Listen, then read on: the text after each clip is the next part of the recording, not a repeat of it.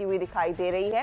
Nifty IT 3% के gains पर trade करता हुआ। आपके लिए लेकर आते हैं कंट्रीब्यूटर्स, उसमें साफ पता चल जाएगा कि किसका कितना योगदान है। आज ऑफ कोर्स बड़ा परफॉर्मर टीसीएस साबित हुआ है नंबर्स के बाद। बाय द वे स्टॉक 4% ऊपर निफ्टी के टॉप ट्रेड्स में शामिल है। वहीं एलटीआई, माइंट्री, विप्रो जैसे काउंटर्स है जहां पर मोमेंटम। रिलायंस अब 1% ऊपर आता हुआ। एक्सिस बैंक में तेजी बन रही है। आईसीआईसीआई बैंक जैसे ट्रेड्स और वहां पर वो एचडीएफसी बैंक भी हल्की सी पॉजिटिव टेरिटरी में आता हुआ। तो ये हीट मैप आपके सामने एक बार फिर हम कर रहे हैं पेश। मोमेंटम जोरदार और 160 अंकों के गेन्स पर इस समय मिड कैप इंडेक्स भी ट्रेड कर रहा है। तो बेसिकली बाजार फिर ऊंचाइयों पर ट्रेड करता हुआ 24,500 अपने नाम निफ्टी कर चुका है। और सेंसेक्स भी अगर आप गौर करेंगे तो 600 अंकों की बढ़त पर। तो निफ्टी और सेंसेक्स दोनों रिकॉर्ड हाईज पर आज के दिन ट्रेड कर रहे हैं। मूड माहौल एकदम तेजी का। निफ्टी बैंक अब लगभग 300 पॉइंट की बढ़त दिखा रहा है। फाइनेंशियल्स में भी जोर देखने को मिला है। निफ्टी आईटी शुरुआत 600 पॉइंट ऊपर हुई थी, अब 1280 अंकों का इजाफा यहां पर बनता दिखाई दे रहा है। और कैचअप ऑयल एंड गैस और एफएमसीजी स्टॉक्स भी कर रहे हैं। ये है आपके लिए आज का सेशन। 80,600 के पार पहली बार सेंसेक्स और निफ्टी भी पहले मर्तबा 24,500 को क्लॉक करता हुआ। तो रिकॉर्ड ब्रेकिंग लेवल्स मार्केट के लिए। अब यहां से आगे आपकी क्या रणनीति होनी चाहिए उस पर बात करेंगे। हमारे साथ 3 जानकार हैं, तीनों के बीच दिलचस्प मुकाबला चल रहा है। जतिन गेडिया मैदान में हैं, इनका साथ दे रहे हैं रूपक डे और ओशो कृष्णा। अच्छा, ये हुआ है कि जतिन कल और आज में आगे बढ़ गए। 9.3% के रिटर्न्स और 7.25% तक के रिटर्न्स रूपक के बने। Good morning gentleman. पहले तो निफ्टी ऊंचाई पर, निफ्टी का mid cap index out perform कर रहा है और अब हम देख रहे हैं बैंक्स का पार्टिसिपेशन, आईटी का पार्टिसिपेशन तो सुबह से ही है। इस समय ताजा ट्रेड जतिन क्या होगा? देखिए, डेफिनेटली जो 24,400 के ऊपर, 24,450 इनफैक्ट के ऊपर जो ब्रेकआउट आया है अभी, जस्ट जो फ्रेश ब्रेकआउट आया है, आई थिंक वो सस्टेन रहना चाहिए। 2 दिन पहले ये ट्राई किया था लेकिन उसके बाद फिर से वो रेंज में आ गया था। अगेन आज रेंज के ऊपर जाने की कोशिश कर रहा है। पिछले बार से और इस बार में फर्क ये है कि आईटी का जो कंट्रीब्यूशन था वो नहीं था, बैंकिंग का जो कंट्रीब्यूशन पहले नहीं था वो आज है। तो हमें लगता है कहीं न कहीं जो कंट्रीब्यूशन आ रहा है हेवीवेट सेक्टर्स से, वो आई थिंक कि ये निफ्टी का जो ब्रेकआउट है उसे सस्टेन रहना चाहिए। हमें लगता है ऊपर में इनिशियली 610 और उसके बाद 24,840 तक का अपसाइड पोटेंशियल है। तो अगर जो लॉन्ग साइड की तरफ ट्रेड लेना है चाहते हैं करंटली, तो रिस्क रिवॉर्ड फेवरेबल है। रिस्क रिवॉर्ड फेवरेबल है। आपकी क्या स्ट्रैटेजी रहेगी रूपक इस तरह के मोमेंटम के बीच? जहां तेजी आ रही है आईटी और बैंक्स, क्या उन्हीं को चेस करें या फिर दूसरी अपॉर्चुनिटीज ढूंढेंगे? जी, जैसे कि हफ्ते के शुरुआत में मुझे लग रहा था कि एक बार ब्रेकआउट आएगा अपसाइड में और निफ्टी डेफिनेटली फेलियर हो रहा था, लेकिन नीचे के साइड में भी बाई का मोमेंटम था, तो बाई ऑन डिप्स मार्केट था और अभी ब्रेकआउट भी आ गया। और आपने सही कहा कि बैंक्स और आईटी के बीच में एकदम बहुत जोर का कंपटीशन हो रहा है। तो स्ट्रेंथ आईटी एंड बैंक्स में ज़्यादा दिख रहा है और मेरे ख्याल से स्ट्रेंथ के साथ ही जाना चाहिए अभी। ओके, तो स्ट्रेंथ जहां पर है वहीं रहे। ओशो, आपकी रणनीति क्या रहेगी? कैसे इस तेजी को भुनाएं?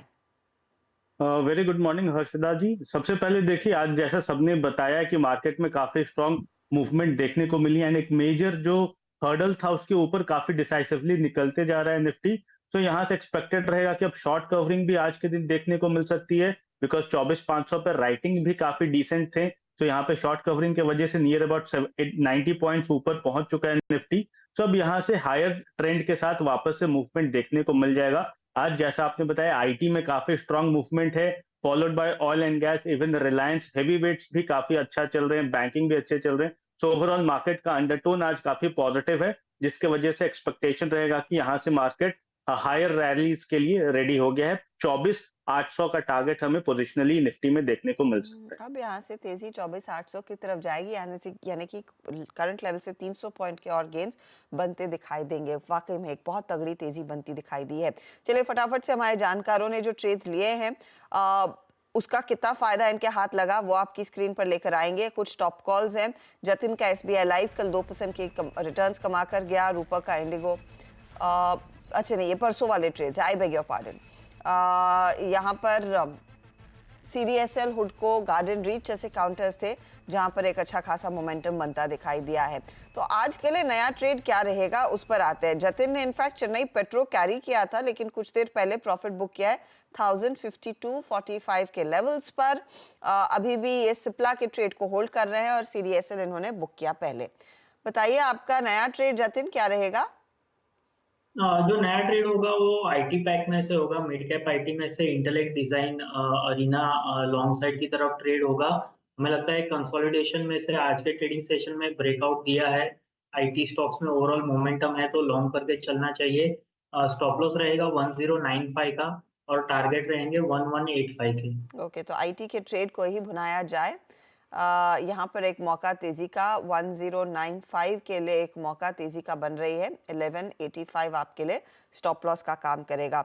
ओशो का ट्रेड देख लेते हो। तो ओशो ने एक तो लेमन ट्री एग्जिट किया 150 के लेवल्स पर, हुडको में प्रॉफिट बांधा 353.50 के लेवल्स पर, और एक ट्रेड इनका ओपन है वो है इप्का लैब्स। नया ट्रेड क्या जोड़ रहे हैं आप ओशो? सबसे पहला ट्रेड में मेरा फाइनेंशियल से है। मुथूट फाइनेंस में आज बहुत स्ट्रांग ब्रेकआउट आया है। कल ही ब्रेकआउट आया था, आज काफी स्ट्रांग फॉलो अप बाइंग देखने को मिल रही है।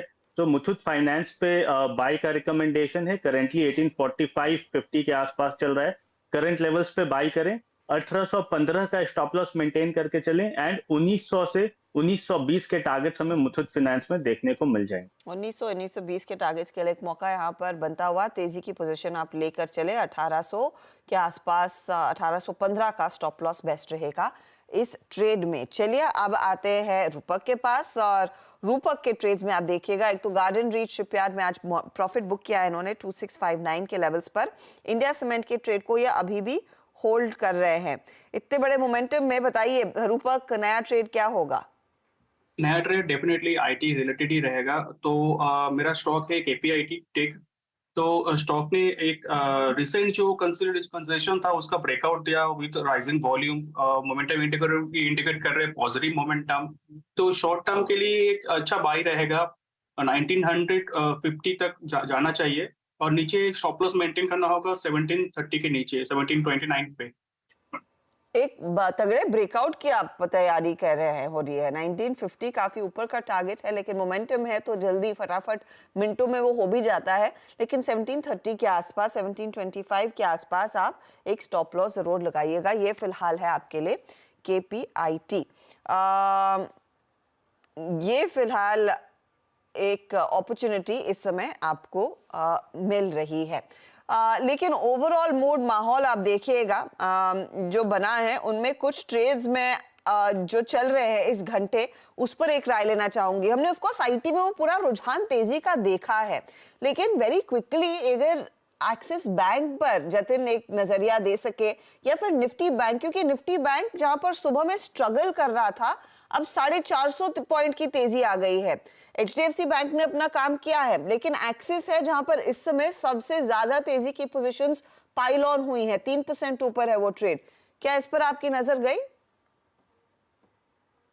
एक क्विकली एक ऑब्जर्वेशन देना चाहूंगा। जो निफ्टी वीकली का PCR डेटा था वो पिछले 2 ट्रेडिंग सेशन से इम्प्रूव हो रहा है। इनफैक्ट कल के ट्रेडिंग सेशन में जब भी बैंक निफ्टी गिरा था तो इनफैक्ट हमने देखा था कि 52,000 स्ट्राइक के पुट ऑप्शन पे राइटिंग हुआ था। तो कहीं ना कहीं जो फॉल हुआ था वो उसमें पुट राइटिंग हुआ है, तो that indicates a bullish sentiment, जो PCR डेटा के थ्रू हमें मालूम पड़ता है और OI डेटा से भी मालूम पड़ता है। और अगर जो स्टॉक स्पेसिफिक्स की बात करूँ तो यस, एक्सिस बैंक में जो हमने कंसोलिडेशन देख रहा था एक वीक से, वो एक इनसाइड बार पैटर्न बना था और आज के ट्रेडिंग सेशन में एक ब्रेकआउट आया है। तो हमें लगता है कि एक रेंज ब्रेकआउट है ऑन दी अपसाइड, तो इजीली ये स्टॉक अराउंड 1375 1380 तक आने वाले कुछ ट्रेडिंग सेशन में चल सकता है। तो लॉन्ग की तरफ ही ध्यान रखना चाहिए in the case of axis bank. Okay, तो ये फिलहाल आपके लिए एक एक्सिस बैंक में एक बहुत इंटरेस्टिंग माहौल बनता हुआ 3.3% तक के गेन्स बनते दिखाई दिए हैं। लेकिन पिछले कुछ ट्रेनिंग सेशन से हम हर रोज कई रियल्टी कंपनियों की तरफ से अच्छे स्ट्रॉन्ग अपडेट्स सुनते आए हैं। उनमें से एक रुस्तम जी ग्रुप भी है, हमारे साथ बामन ईरानी जुड़ रहे हैं। इनफैक्ट रुस्तम जी ग्रुप की तरफ से एक सुबह में अपडेट ये भी आया है कि इन्होंने कसारा में एक प्लॉटेड डेवलपमेंट शुरू की है। 500 प्लॉट्स अलग अलग साइजेस में 1.5 मिलियन स्क्वायर फीट वाले ये बेचेंगे। बमन, स्वागत है आपका। कीटस्टोन रियल्टीज का स्टॉक में देख रही हूँ करीब 0.5% ऊपर है। ये जो नया प्रोजेक्ट है उसी के साथ चर्चा की शुरुआत करते हैं। क्या इस तरह के प्लॉट्स मुंबई के आउटस्कर्ट्स में उनकी डिमांड खासी बढ़ने लगी है? हर्षदा जी, पहले तो thank you for having me on the show. मैं आपसे ये कहना चाहता हूँ कि as a real estate company हमारी फोकस रही है एमएमआर में, और हम एमएमआर में ही रहना चाहते हैं rather than going across the country. तो हमने विचार किया एमएमआर की जितनी नीड्स है, whether it is residential good apartments या इवन प्लॉटेड डेवलपमेंट्स, जो मैं देख रहा हूँ काफी जोर से लोगों की एक रिक्वायरमेंट रही है to have some part of mother earth. तो हमने ये प्लॉटेड डेवलपमेंट का एक नया आर्म चालू किया है, और पहला प्लॉट जो है वो हम कसारा में कर रहे हैं। करीबन 88 एकर्स की एक्विजिशन की है, और इसमें हमने सारे पेमेंट्स जो है वो बैक एंडेड किए हैं, जो हमारी इन्वेस्टमेंट पॉलिसी के हिसाब से रहेंगे। So our investment is lowest, और जैसे जैसे रेवेन्यू आएगी वैसे वैसे लैंड ओनर्स को ये पैसा बटेगा। और हमने देखा है काफी स्ट्रॉन्ग इंक्वायरी रही है। हमने अभी तक इसे लॉन्च नहीं किया है, हमने रेरा में अप्लाई किया हुआ है, और रेरा का एप्लीकेशन मंजूर होते ही हम इसे लॉन्च करेंगे करीबन एंड जुलाई तक। और लेकिन हमारी प्री मार्केटिंग में हमने देखा है कि काफी स्ट्रॉन्ग पुश रहा है, एंड सो वी विल ये प्रोजेक्ट लॉन्च करने के बाद हम कई और प्रोजेक्ट्स इसी तरह के लॉन्च करेंगे इन द फ्यूचर। हमारी बीडी टीम काफी जोरों शोरों से लगी हुई है इसमें। बाबन, अगर एक अंदाजा मुझे दे सके कि ऑफ कोर्स ये प्लॉटेड प्रोजेक्ट्स रहेंगे, लेकिन क्या एक ऐसी कम्युनिटी तैयार की जाएगी कि अज्यूमिंग मैं वो प्लॉट खरीदती हूँ and eventually when I decide to build, तो वो बिल्डिंग का जिम्मा भी आप लोगों के हाथ आएगा? हम इसमें definitely end to end provide करेंगे, लेकिन आज की तारीख में लोगों को एक तरह से प्लॉट खरीदने में आसानी होगी। There will be clear titles, सबको इंडिविजुअली प्लॉट के 7-12 उतारा मिलेंगे, और जब भी आप चाहोगे वहां पे घर बनाना तो आप हमें अप्रोच करिएगा, और हम आपके लिए वो घर का परमिशन जो है वो भी लेके देंगे। Of course that will be at an additional cost. और वहां पे अगर घर आपको बनाना है और आपको खुद नहीं करना है कॉन्ट्रैक्टर के साथ या किसी इंटीरियर्स वालों के साथ, तो we will also have models, but that is all for the future. या ऑफ कोर्स, क्योंकि आपको रेरा की तरफ से अप्रूवल मिलना है and then it's going to be work in progress. But रफली किस तरह के प्राइस पॉइंट्स होंगे इन प्लॉटेड प्रोजेक्ट्स के, अगर उसका एक अंदाजा दे सके? क्योंकि हम सब जानते हैं within this city prices are really skyrocketing. तो रफली अगर एक अंदाजा बनाना है ना, आई एम अज्यूमिंग ये जो प्रोजेक्ट्स है वो लार्जली सेकंड होम के लिए आप तैयार कर रहे हैं। अर्षदा जी, यू आर राइट। एमएमआर की जो बाउंड्रीज है वो बढ़ते जा रही है, और आप जानते होंगे तो एक जमाने में जुहू, जो आज की तारीख में इतना प्राइम लोकेशन है, वो भी एक जमाने में सेकंड होम हुआ करता था। मैं बैंगलोर का डेवलपमेंट जब भी देखता हूं तो जितनी आउटस्कर्ट्स पे डेवलपमेंट्स हुई थी तब प्लॉटेड डेवलपमेंट के जरिए, वो आज सबके फर्स्ट होम्स हो गए हैं। इंफ्रास्ट्रक्चर की ग्रोथ इतनी जोरदार हुई है, जिससे आज की तारीख में कसारा पहुंचने में करीबन आपको 1.5 से पौने 2 घंटे लगे, but in time to come ये जर्नी आपकी एटलीस्ट अप टू थाना जो है वो करीबन 45 मिनट में पूरी हो जाएगी। एंड दैट इज समथिंग जो हम समझते हैं कि लोग ट्रैवल करने में तैयार रहते हैं। दूसरा, वहां पे हम देख रहे हैं कि इवन द रेलवे स्टेशन का जो डेवलपमेंट हो रहा है वो काफी जोरदार है, और जैसे मैंने आपके शो पे पहले भी कहा है, रुस्तम जी वहीं जाती है जहां जहां इंफ्रास्ट्रक्चर का जोर रहता है। मुंबई नागपुर की जो नई एक्सप्रेसवे बन रही है उससे भी एक्सेस आपको फ्यूचर में यहाँ के लिए मिलेगा। तो हम इस एरियाज में फोकस करेंगे जहां जहां इंफ्रास्ट्रक्चर की ग्रोथ की वजह से ये सेकंड होम्स आपके फर्स्ट होम हो सकते हैं।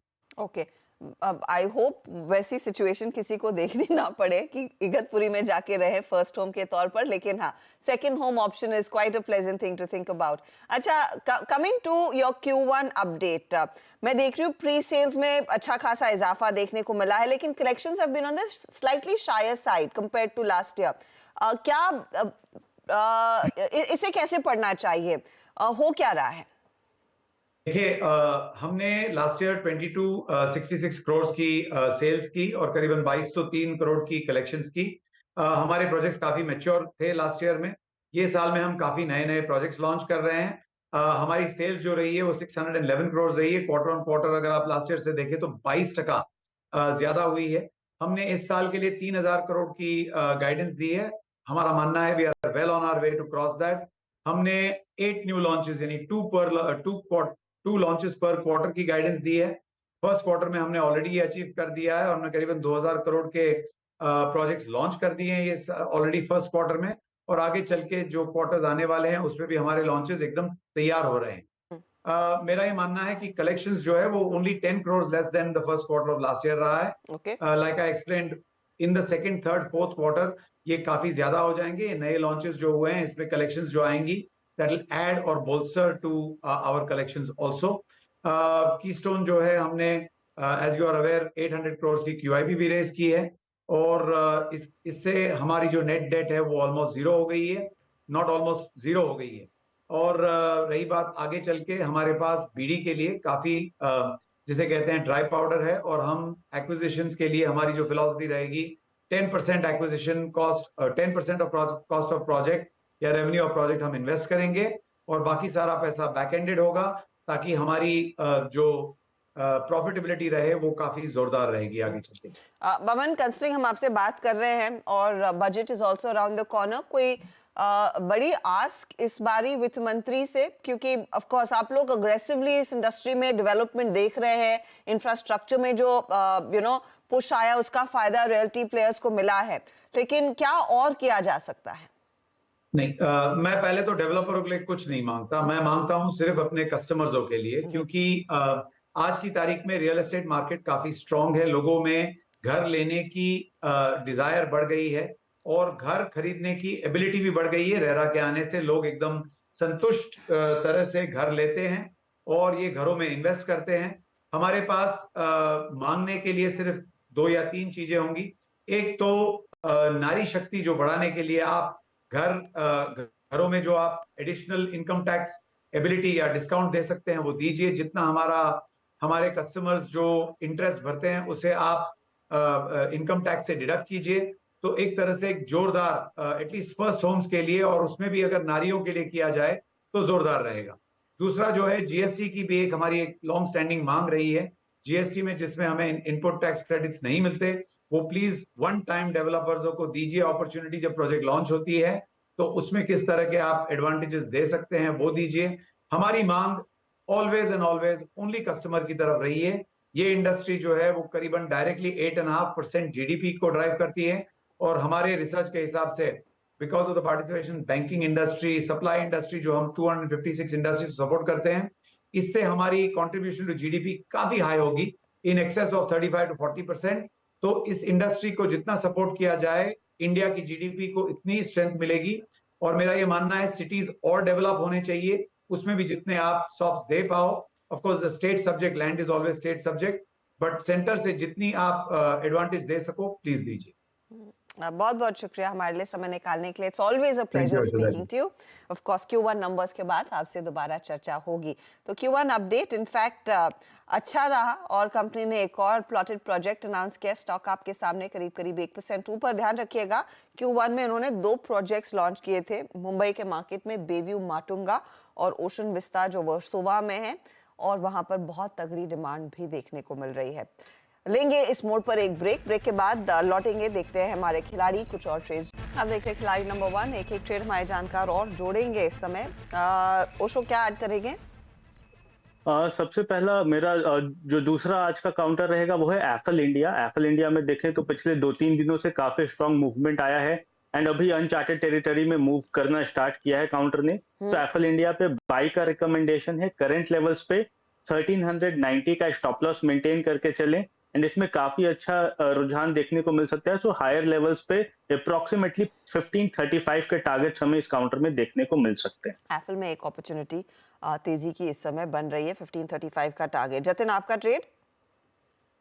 जो मेरा ट्रेड होगा वो मन्नापुरम फाइनेंस में होगा। तो मन्नापुरम फाइनेंस में एक बुलिश ब्लैक पैटर्न का ब्रेकआउट हुआ था, एक दिन का कंसोलिडेशन हुआ।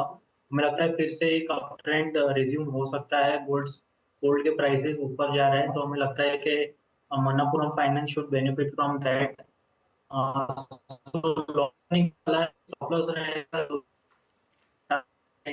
रुपीज। ओके, तो 234 का टारगेट और 211 के आसपास का स्टॉप लॉस मनप्पुरम फाइनेंस में। रूपक, आप क्या पिक कर रहे हैं? मेरा पिक रहेगा IRFC। स्टॉक ने एक बेस बना के एक रैली देना चालू किया, तो मुझे लगता है कि 227 तक जाएगा रैली। मोमेंटम कंटिन्यू रहेगा जब तक 208 के ऊपर सस्टेन कर रहा है, तो 208 का स्टॉप लॉस रहेगा। 208 का स्टॉप लॉस लेकर चले और 227 के लिए एक मौका IRFC में तेजी का इस समय बन रहा है। बाय साइड का ये ट्रेड है। चलिए, सारे ट्रेड्स मैं आपके लिए फटाफट से कर रही हूँ रिकैप। तो जो ओशो का ट्रेड है, एक तो इप्का लैब्स इन्होंने कैरी किया है नया ट्रेड 1900 के टारगेट के लिए। मुथूट फाइनेंस 1815 स्टॉप लॉस और Rafale India 1535 target 1390 stop loss है। रिटर्न्स के लिहाज से सबसे बढ़िया प्रदर्शन इनके लिए एफिल करके दे रहा है, इप्का ड्रैग कर रहा है इनफैक्ट। अब आइए जतिन के पोर्टफोलियो पर। सिप्ला कैरी किया 1557 टारगेट है। इंटेलेक्ट डिजाइन जोड़ा है 1185 target 1095 stop loss. Manappuram finance by side 234 target 211 stop loss है।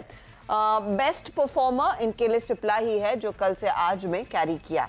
अब आइए रूपक के पोर्टफोलियो पर। एक तो इंडिया सीमेंट इन्होंने कैरी किया 345 के टारगेट के लिए। KPIT टेक बाय साइड का ट्रेड 1950 टारगेट 1730 स्टॉप लॉस नया है और IRFC अभी जोड़ा 227 टारगेट 208 का स्टॉप लॉस है।